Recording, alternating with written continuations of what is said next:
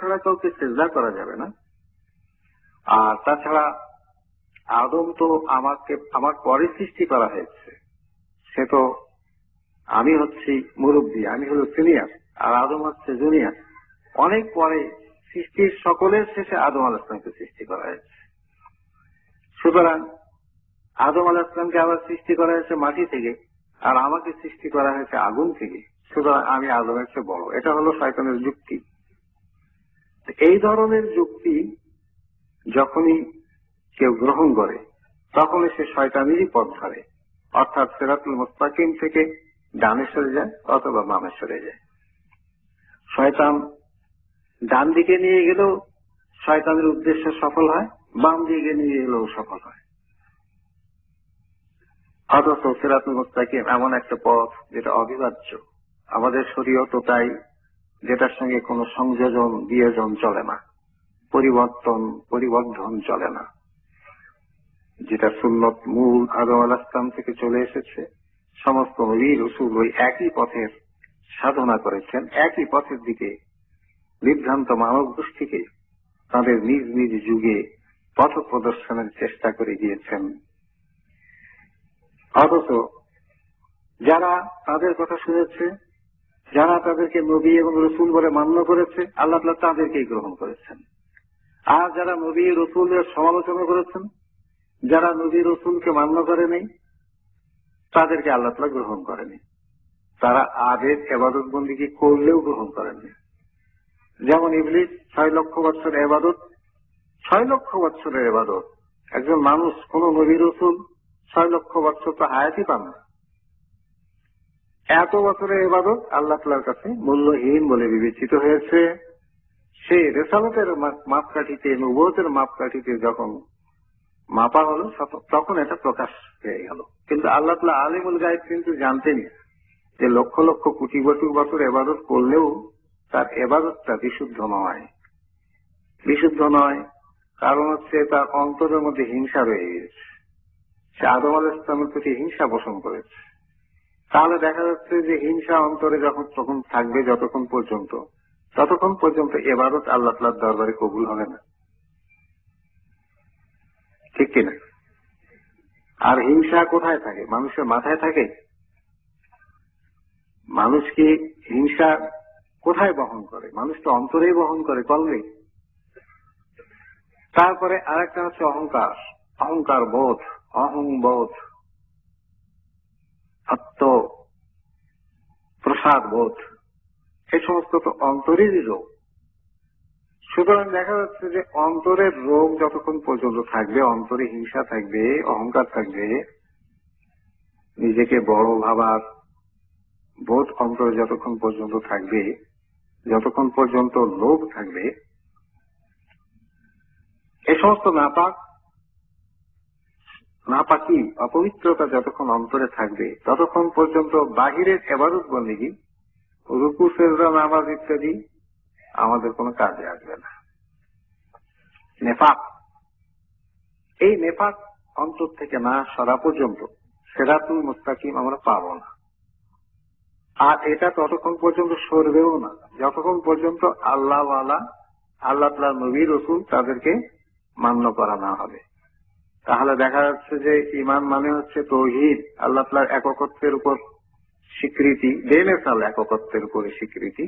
যে একত্ব এক বললে আমরা বুঝি সেরকম নয়, যেরকম একত্ব বেমেসাল উদাহরণ রহিত এবং আল্লাহ তাআলার সম্মানের উপযোগী ওই রকম একত্ব যা আমাদের বোধাতীত, সেই রকম একত্ব তাওহীদ। তারপরে হচ্ছে আল্লাহ যাদেরকে নবী রসুল হিসাবে নির্বাচন করেছেন সেই রসুলকেও মান্য করা। তারপরে হচ্ছে আরেকটি বিষয় যেটা আল্লাহ তাআলা ইরশাদ করেছেন, আমাদেরকে জানিয়েছেন ওহীর মাধ্যমে, এবং যেটা আল্লাহর নবী রসুলগণ জানিয়েছেন ওহী গায়ের মতলুর মাধ্যমে, তাদের বাণীর মাধ্যমে। এই দুইয়ের মাধ্যমে আমরা জানতে পেরেছি কি এমন অনেক বিষয় যেটা আমরা দেখি না, যেটা আমাদের দৃষ্টিতে ধরা পড়ে না। যেমন কবরের আযাব, আলমে বারজাখ, যেমন কিয়ামত হবে, এটা তো আমরা জানি না। এটা আমাদেরকে নবী রসুল জানিয়েছেন, আল্লাহ জানিয়েছেন, আল্লাহ রসুলগণ জানিয়েছেন। ইসরাফিলের সিংহা ফুৎকার দেওয়া হবে, সমস্ত সৃষ্টি ধ্বংস হয়ে যাবে, এ সমস্ত সংবাদ। তারপরে হাসরের প্রান্তরে সবাইকে, সমস্ত মানব গোষ্ঠীকে, যারা ইতিপূর্বে এসেছেন চলে গিয়েছেন, এখন যে আমরা আছি ধীরে ধীরে চলে যাচ্ছি, যারা আগামীতে আসবে এবং চলে যাবে, সকলকে সমবেত করা হবে। সেই সমবেত মানব মন্ডলীর বিচার করা হবে, হিসাব হবে, মিজান হবে, পুলসিরাত, হাউজে কাউসার, সেখানে কাউসারের পানি রসুলের ইসলাম পান করাবেন। সেখানে পুলসিরাত হবে, সেখানে পুলসিরাতের পরে, বিচারের পরে যার পুণ্যের পাল্লা ভারী হবে তাকে বেহেশতে প্রবেশ করানো হবে, যার পাপের পাল্লা ভারী হবে তাকে দোজখে প্রবেশ করানো হবে। আর একদল লোককে বিনা হিসাবে বেহেশতে প্রবেশ করানো হবে, আরেক দল লোককে বিনা হিসাবে জাহান্নামে প্রবেশ করানো হবে। এই সমস্ত সংবাদের বিষয় হচ্ছে আখেরাতের বিষয়।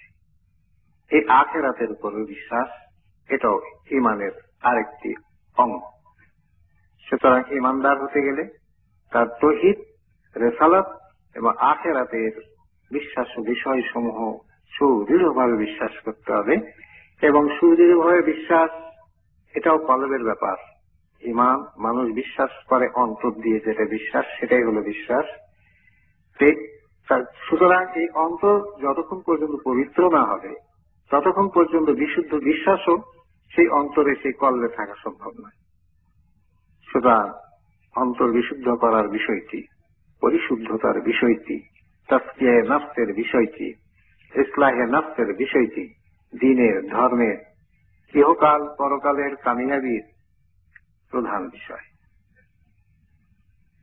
এরই উপরে যুগে যুগে নবী রাসূলগণ প্রচার করেছেন, দাওয়াত দিয়েছেন পরিশুদ্ধ জীবন যাপনের দিকে। এই পরিশুদ্ধতার ভিত্তি হচ্ছে কলব। এই কি জন্য দিয়েছেন? কারণ দেখা গেল পরিশুদ্ধ অন্তঃকরণ ছাড়া ইবাদত যেটা, সেটা ইবলিসের ইবাদতের মতন ইবাদত হবে। সুতরাং মানুষ যতই ইবাদত বন্দেগী করুক না কেন, শিরিক যারা করে তারা তো বিভ্রান্ত অবশ্যই। যারা তৌহিদ করে, যারা তৌহিদি জনতা এক হওয়া বলে, রেসালাতের গুরুত্ব যারা বোঝে না, যারা রেসালাতকে কোনো ক্রমে গুরুত্ব দিতে চায় না, তাদের অবস্থা ইবলিসের মতো হবে। কারণ রেসালাতের আওতার মধ্যে না এলে, রসুলদের মাধ্যমে, নবীদের মাধ্যমে তাসকিয়ে নফসের যে তাওয়াজ্জুহ, যে কুওয়াত, যে বাতেনি, যে অভ্যন্তরীণ শক্তি, যেটার মাধ্যমে অন্তর পরিষ্কৃত হয়, পরিষ্কার হয়, সেটা পাওয়া যাবে না। আল্লাহ জাল্লা জালালুহু ইরশাদ ফরমান, ক্বাদ জাআকুম মিনাল্লাহি নূর ওয়া কিতাবুম মুবিন। আমি নিশ্চয়ই তোমাদের নিকট প্রেরণ করেছি একটি নূর এবং কিতাব, আল্লাহর কিতাব কোরআন। পূর্ববর্তী জামানায় নবীদের উপরে যে কিতাব সমূহ, সহিফা সমূহ আল্লাহ তাআলা নাজিল করেছিলেন, তাওরাত, ইনজিল, জব্বুর এবং অন্যান্য সহিফা সমূহ বিভিন্ন নবীর উপরে নাজিল করেছিলেন। এই যে কিতাব, এই কিতাবে আমাদের জীবন বিধান সম্পর্কে বিস্তৃত বর্ণনা দেওয়া আছে। এই কিতাবে বিস্তীর্ণ বর্ণনা দেওয়া আছে, বিস্তারিত হয়ে বর্ণনা করা আছে। কিন্তু আমরা জানি কিতাব পড়তে গেলে আলো দরকার হয়। যে কোনো গ্রন্থ পাঠ করতে গেলে অন্ধকারে নিশ্চয়ই পাঠ করা যায় না। যায় যার অন্তর আলোকিত নয়, যার অন্তর অশুদ্ধ, অপবিত্র, যার অন্তরে হিংসা, লোভ, অহংকার ইত্যাদি আছে, সেই অন্তর দিয়ে কোরআন পড়তে গেলে তার যদি বাইরের চোখ দুটো থাকেও, তাহলে কোরআনের অক্ষর পর্যন্ত সেই দৃষ্টি সীমাবদ্ধ থাকবে, কোরআনের বিবরণ পর্যন্ত দৃষ্টি সীমাবদ্ধ থাকবে, কোরআনের হকিকত পর্যন্ত, তত্ত্ব পর্যন্ত তার দৃষ্টি পৌঁছবে না। তখন কি হবে? কোরআনের মূল মর্ম যেটা, সে তার অন্তর্দৃষ্টিতে দেখতে পাবে না। আর না পেলে কি হবে? সে বিভ্রান্ত হবে। আলো ছাড়া যেমন গ্রন্থ পাঠ করা যায় না, তেমনি অন্তরের আলো ছাড়া কোরআনের হকিকত, মূল তত্ত্ব বোঝা যায় না। দেখা যাচ্ছে আমাদের ইমানকে পরিশুদ্ধ করতে গেলে অন্তর পরিশুদ্ধ করতে হবে, আমাদের দিন ধর্মকে